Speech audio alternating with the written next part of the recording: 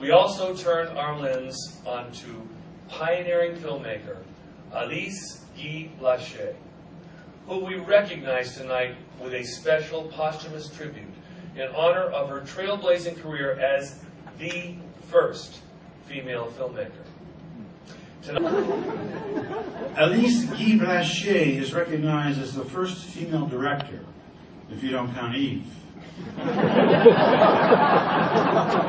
No, she was an amazing woman. She invented a lot of firsts, sound to film, and sadly only 130 of the 1,000 films she made have been seen by the public. Of course, Alice Guy Blache, groundbreaking, historic director, and I just want to say, really from the bottom of my heart, it's the posthumous honors. A great thing to do, but I want to thank you for honoring me while I'm still alive. With the whole Nobu thing, the cocktail party, it's just better this way for me. So thank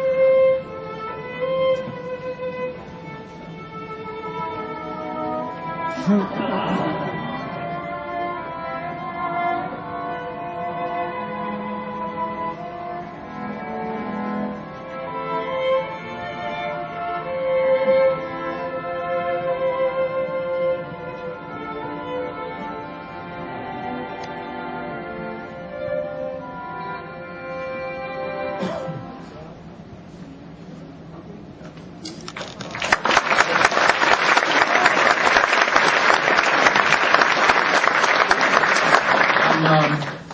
Very honored to be here tonight to present the posthumous Special Directorial Award for Lifetime Achievement to Alice Guy Blache.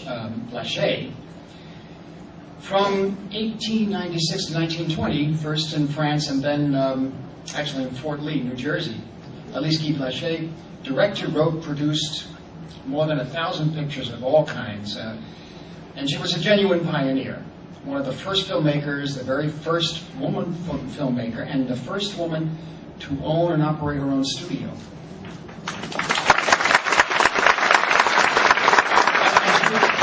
She was also a pioneer in the art of visual storytelling, alongside the Lumiere brothers and Méliès and Griffith, of course, and Chaplin.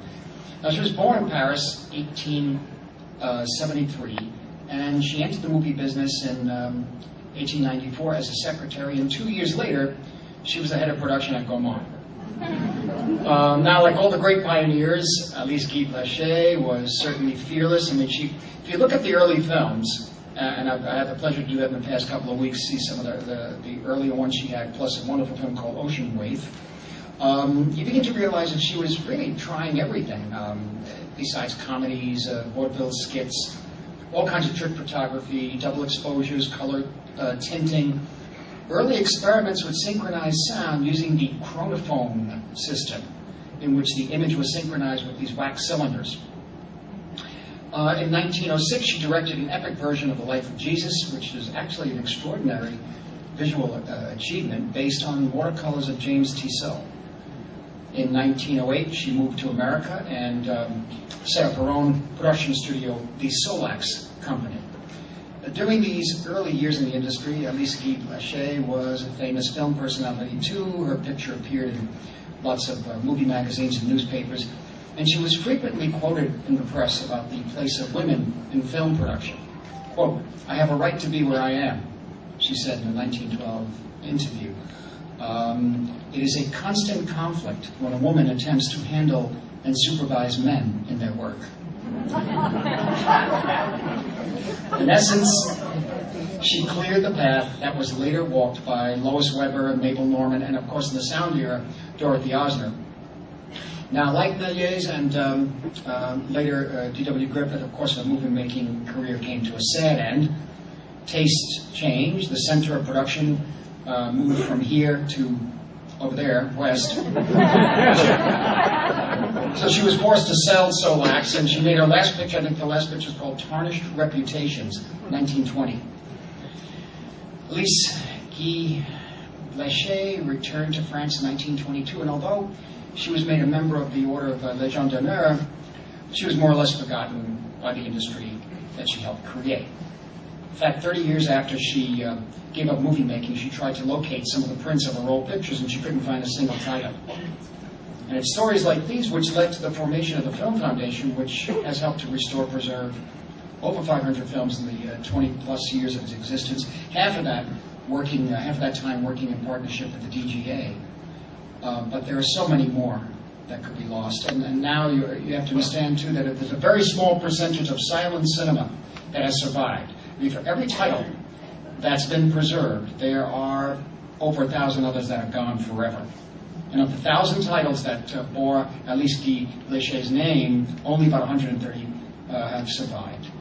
And it's a tragedy because she was more than just a talented businesswoman. She was a filmmaker of rare sensitivity with a remarkably poetic eye and an extraordinary feel for locations. So it's the hope and intention of the DGA that by presenting this posthumous Special Directorial Award for Lifetime Achievement to Alice Guy Blache, the Guild can both raise awareness of an exceptional director and bring greater recognition to the role of women in film history. Now let's take a look at the work of one of cinema's greatest pioneers, Alice Guy Blache.